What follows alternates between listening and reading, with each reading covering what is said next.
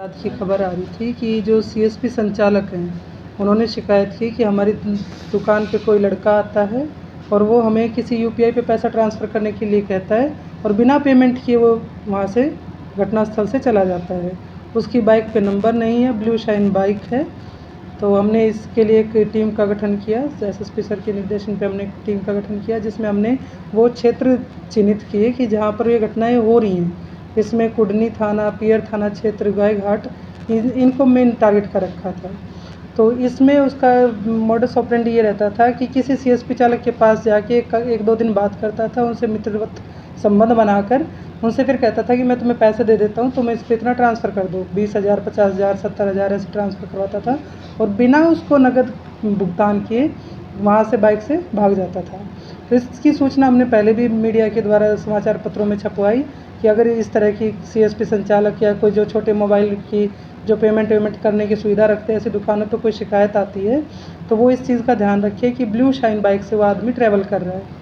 तो इसी दौरान हमें एक इनपुट प्राप्त हुआ कि पियर थाना क्षेत्र, क्योंकि ये घटना वो पियर में पहले कर चुका था, वहाँ पर वो एक ऐसा आदमी दोबारा से घूमता हुआ पाया गया है। तो उसी के उसमें हमने रेड की और उस आदमी को घटनास्थल से रंगे हाथों उसको वारदात को अंजाम देने से पहले ही हमने उसको अपनी गिरफ्त में ले लिया है और उसमें फिर साइबर थाना कांड संख्या 72/24 दर्ज करके उस पर आगे की न्यायिक कार्रवाई करी गई है।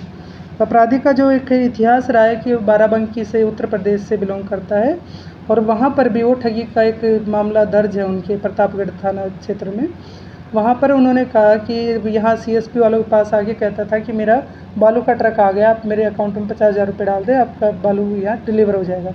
वो पैसे लेके वो घटनास्थल से चले गए। यही पिछले एक 15-20 दिन पहले ये छपरा के इलाके में भी घूम के आए हैं, वहाँ भी इसने बालू वालू का काम करने का है। तो अन्य क्षेत्रों में, अन्य राज्यों में भी इसके ऊपर शिकायत की संभावना भी है।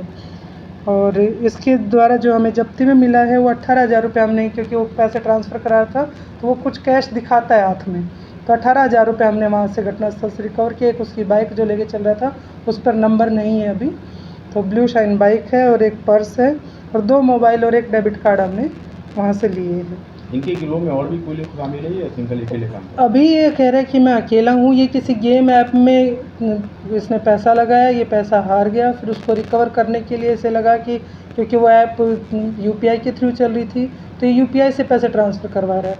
लेकिन ऐसी ही घटना अभी 3-4 दिन पहले कुडनी में एक खबर आई है, कुडनी वाले की सीसीटीवी फुटेज में 2 आदमी हैं, उसमें से ये नहीं है। तो एक इक्का दुक्का गिरोह हो सकता है, संभावना पूरी है। इसने आरा में भी काम किया है, आरा में भी ये घटना को अंजाम दे के आए हुए हैं, उसकी भी शिकायत हमें प्राप्त हुई है।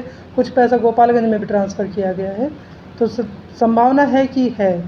लेकिन एक मैसेज है ये मीडिया के थ्रू मैं जो देना चाह रही हूँ सीएसपी संचालकों को, एक तो किसी भी अनजान व्यक्ति को कोई कितनी शीघ्रता दिखाए, इमरजेंसी के नाम पर पैसा जब कहते कि आप पैसा डलवा दीजिए, मेरी माँ बीमार है, हॉस्पिटल वाला कैश नहीं ले रहा है, उसकी यूपीआई पे नहीं जा रहा है, या मैं अभी आपको दे देता हूँ, तो आपकी एक लिमिट है 10,000 रुपये की। अब 10,000 रुपये से आप अपनी लिमिट क्रॉस करते तो आप एक बैंक की भूमिका में आ जाते हैं। तो किसी से भी यूपीआई ट्रांजैक्शन लेते तो एक अपनी लिमिट में ले, बैंक ना बने। आपको सुविधा बैंक देता है छुटपुट जो आपको पेमेंट करनी है उसके लिए। अगर आप 10,000 तक की सीमा में पेमेंट करते हैं तो 3-4 शर्तें हैं जो अभी बैंक या सीएसपी संचालक नहीं निभा रहे हैं। पहला, आपके यहाँ सीसीटीवी फुटेज क्लियर होनी चाहिए, आपकी दुकान में सीसीटीवी हो। दूसरा, आप जो यूपीआई पेमेंट ले रहे हैं उस व्यक्ति का ओरिजिनल आधार कार्ड लेंगे, आप उसकी कॉपी लेंगे, जांच लेंगे ये वही व्यक्ति है जो सामने खड़ा है, और उसके साथ अगर उसके आधार के ऊपर ही उसके जिस व्हीकल से वो आया है अगर वो नंबर लिख देते हैं तो पुलिस को सुविधा रहती है और उसको भी ये यकीन आ जाता है कि मैं पकड़ा जाऊंगा, तो वो ऐसी घटनाएं को अंजाम देने से बचेगा। दूसरी चीज़ कि जितनी भी सीएसपी संचालक हैं इनको पता होता है कि कौन बार बार कैश हमारे यहाँ आके ले रहा है। एक ही आदमी को 2 बार, 3 बार, 4 बार विड्रॉल देते हैं सीएसपी संचालक, तो वो अपराध में अपनी संलिप्तता को निश्चित कर देते हैं। मैंने फेसबुक लाइव पे भी पहले कहा था कि सीएसपी संचालकों को ये चेतावनी है कि ऐसा ना करें, यदि करते हैं तो अगला अगर कोई केस ऐसा होता है तो हम सीएसपी संचालकों पे भी न्यायिक धाराओं के तहत कार्रवाई करें।